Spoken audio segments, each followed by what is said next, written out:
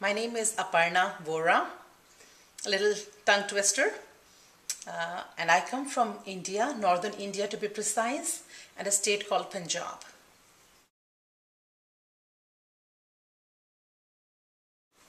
My parents migrated to US in 1989. I was still a school student and I was studying in India at that moment.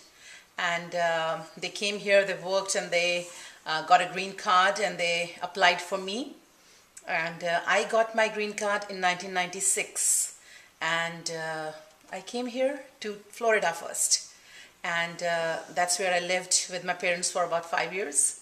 And then I got married and came to Oklahoma, and where I was a native Indian, and then moved to Texas 4 years ago with my husband's job.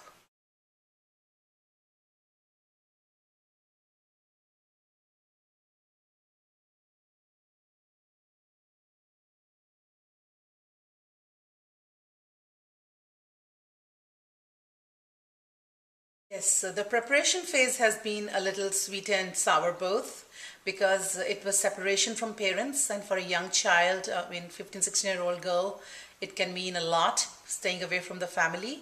Though I had family in India, my sisters and my grandparents and other relations, but staying away from parents was very difficult. And then I went to New Delhi to pursue my higher studies, did my bachelor's and master's while I was waiting for my green card. And I would keep applying to US Embassy to give me a tourist visa, and they would keep denying because the immigration had been applied for. So eventually, once I had really bugged them big time that I am a bona fide person and then they can depend upon me, I'm genuine, I'll come back within the stipulated time, I will not overstay or become an illegal immigrant. So they believed me and then they gave me a tourist visa. So I was still in US when I got my call for fingerprinting and immigration. I went back to India and got my green card and came back.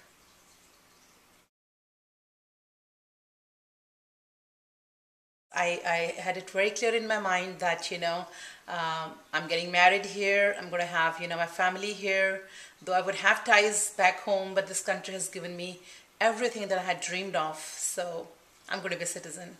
And me and my husband did take citizenship 5 years ago in Oklahoma, while we were still in Oklahoma.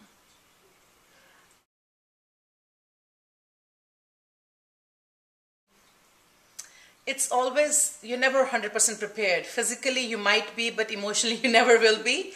But I knew it's tropical weather and my parents lived there, so it was kind of a little easy on me. I didn't have to pack all the bags, how people bring food and everything, baggage and everything. I didn't have to go through that because I came to my home. So it was like coming to real home. It was different because my mother being the first generation, but even I'm first generation because I'm born and raised in India, but my parents had to really struggle, struggle in the sense that they started as even though we come from affluent family back home, but when they started their career here, they started from scratch. They didn't know anybody. They depended upon themselves and their hard work. They worked 2 jobs, and then they saved money to buy their own business. And they came up the hard way. And I think I reaped the profits.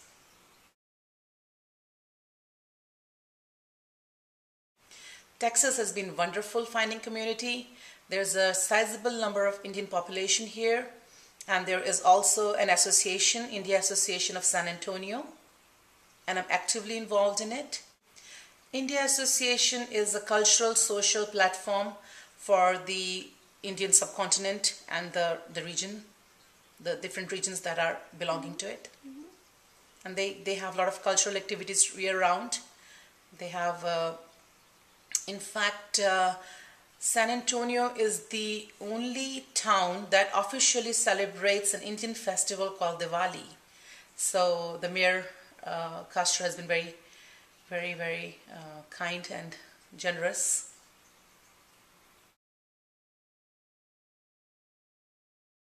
I feel wherever you go, human relations have to be nurtured, and if you're transparent in your relations, that shows. If you're honest and you're committed and dedicated to your job, be it be anything, volunteer or a profession or a career or friendship or any relations, if you abide by your principles, you'll go a long way. Otherwise, any country, fakeness won't go a long way with you. So I think transparency and honesty for me.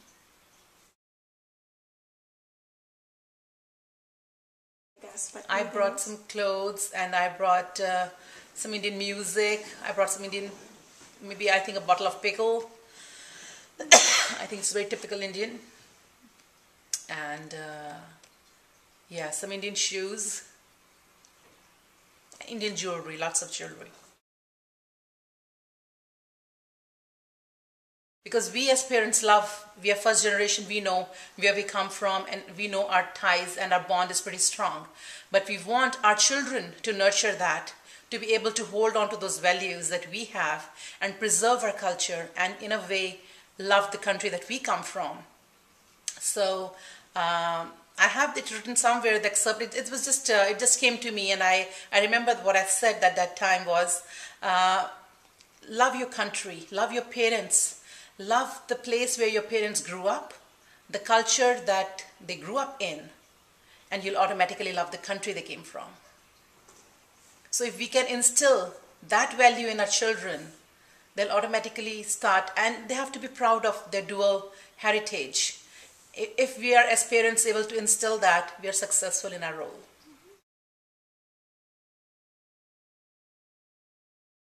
India is the largest democracy in the world, and I think every Indian is very proud of that.